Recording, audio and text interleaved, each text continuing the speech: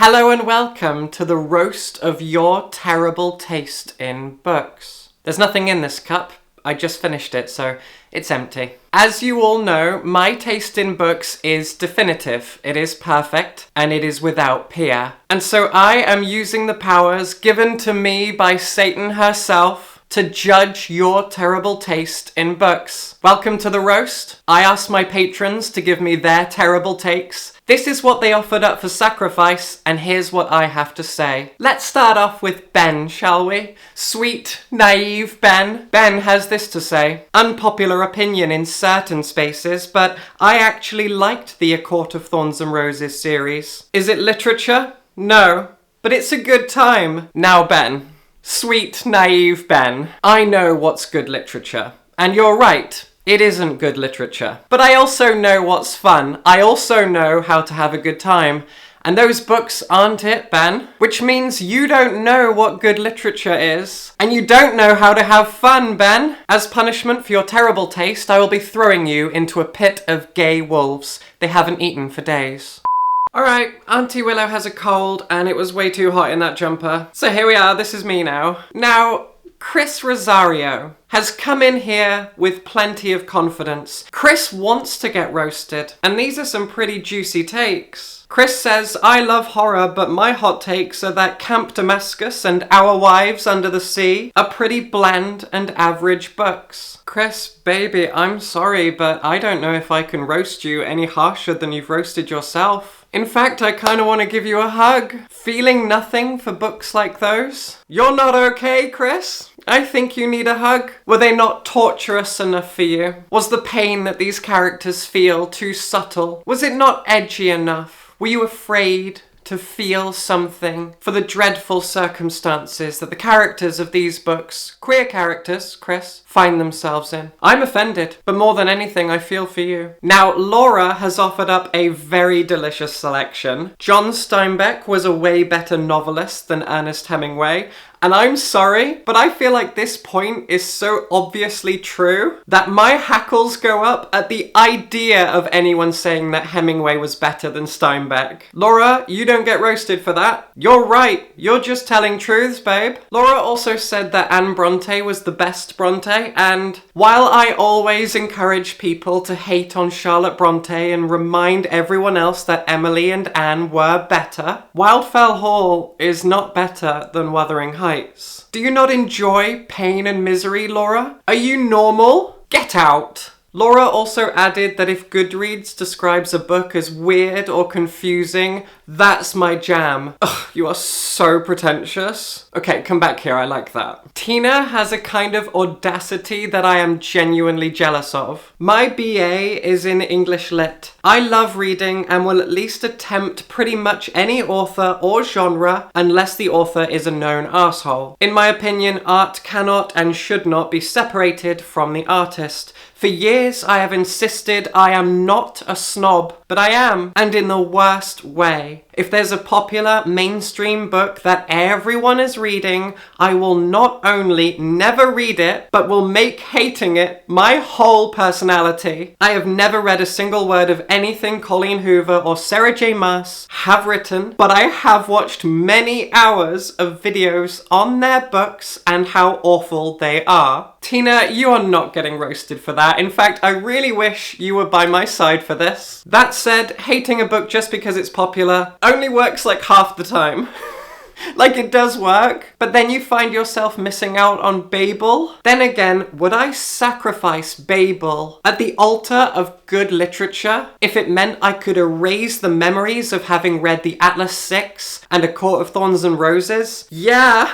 Probably. RF Kwang, I'm so sorry. I'm sure you understand. I'm also sure you don't care. Ollie Jeffrey's hot take is that Victorian pastiche needs to die. The Victorians actually talked like that, and I'll struggle through it if I must. But the pastiche writers are literally pretentious. What's wrong, Ollie? Do you not like camp? And yes, I do think it is camp. Camp is something self-serious, something earnest that is undeniably funny or silly. And I think the writers who pull this off are creating camp masterpieces. And I also know it to be true that anyone who doesn't respect camp camp in all its forms, however unpredictable it might be. Those people deserve to be locked in a small room with 1,000 Tim Currys. All of them talking at once, all of them arguing, and they never stop. They never, ever stop. Elizabeth Fricker is out here just spitting truths. School systems can turn people off reading for pleasure for the rest of their lives. If their curriculum never allows students choice in the books that they read for class,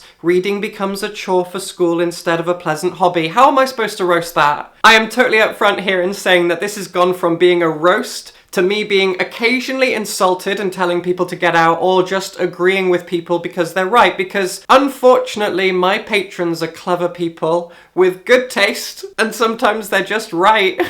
And I'm speaking there as an ex-teacher as well. Sket says, I'm pretty new to reading as a hobby, and I've been trying to read different books from different genres. Nothing I've read so far has come close to how much I enjoyed Carrie? Even with its faults and the critiques I have for the way that King wrote teenage girls, something about it has stuck with me. I'll finish a book and think, it wasn't Carrie though, was it? Carrie? Carrie is good. Most Stephen King books, especially the earlier ones, are good. But Carrie? Carrie's the hill. You're dying on that hill. Carrie? It's alright. How would you like to see someone publicly display their own self-hatred and self-abuse right now? Listen to this. Aspin James says, several times a year I seek out and read a book that I know will anger me. It might be Christian apologetics, a far-right screed, or a piece of great man history that seems lifted straight out of 1893. Whatever it is, I know before I scan the first page that the book is going to infuriate me. Why? Why would I do this? I don't know, babe. I have no idea. But you've done enough to yourself. You've done enough. And I know you're going to keep going. And I'm not going to stop you. Solace says, I often got a bit bored reading Lord of the Rings. It is beautiful and I'm glad I finished it, but my heart will always be with the movies. I read Lord of the Rings. Do you know what you learn about one of the main protagonists, Legolas, the elf that you spend the most amount of time with? Do you know what you learn about him over and over again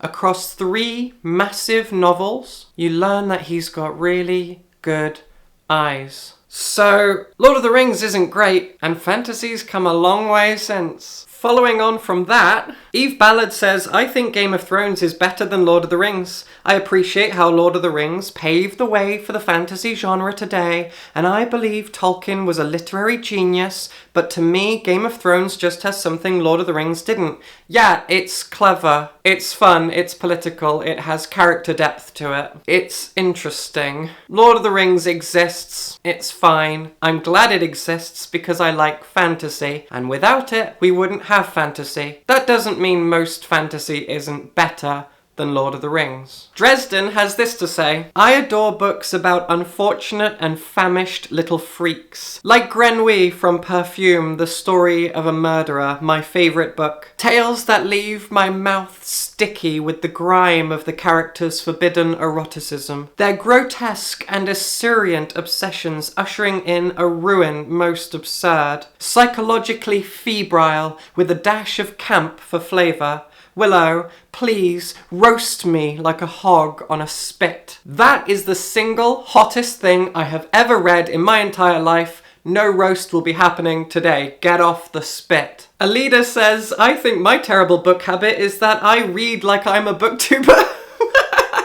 I read between 6 and 20 books a month. 20 is when I read a lot of graphic novels, and without any of the benefit of being a booktuber. Honey, I think I need to confess something here. I became a booktuber because I read that much. I read just as much and just as often as you do, and I have an insatiable urge to critique everything I ever come across. Books, films, TV shows, video games. I will critique and analyze everything. I cannot stop myself, and so I thought, why don't I do that in front of a camera, edit it, and spit it out for people to enjoy. I'm a booktuber because I happen to read a lot, I happen to be addicted to criticism, and I had enough money to buy a camera, about 6 years ago. If you read like a booktuber, you can be a booktuber. Or not. I'm not necessarily encouraging it. To finish off, do you want to see two people go head to head? Val claims that long books are most of the time better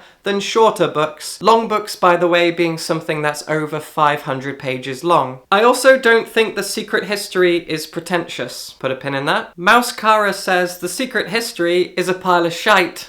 And Laura added to that, The Secret History is a pile of shite. So, I don't like centrists and liberals, but I do think everyone here has a point. Like, absolutely. Duke it out, fight each other, kill each other. I love blood. But I enjoyed The Secret History. I think it's great. I think there are a lot of merits to it. The way that it's written, the characters that are created, the twists and turns of the plot. It's despicable and it's fun in that way. But I have also enjoyed so many other Dark Academia books way more. Babel, The Cloisters, If We Were Villains. If We Were Villains is one of my favourite novels. And I've heard the argument that If We Were Villains copies The Secret History and does it worse. And I've never felt so personally attacked by that. The Secret History laid the groundwork for modern Dark Academia, but don't be fooled. It wasn't the first one. That was Frankenstein. Prove me wrong. Actually, you know what? Let's just end on this one because I can't resist this. This is fantastic. Tove says, my guilty pleasures are sapphic stories that also contain cephalopods. I love it when a lesbian has a deep connection to a local octopus that she has to introduce to her girlfriend. Please, girl, describe how your octopus friend makes you feel in detail. Go ahead. I read a lot of sapphic fiction and I've never... The idea that there are enough of these kinds of books to make it a trope or even a subgenre is wild and mind-blowing to me. The idea that there is more than one book out there that is sapphic but also contains an octopus. Where have I been? What have I been doing? I need these books. Don't ask too many questions. Don't ask why. It's not your business. This is my roast. So go away. Subscribe for books.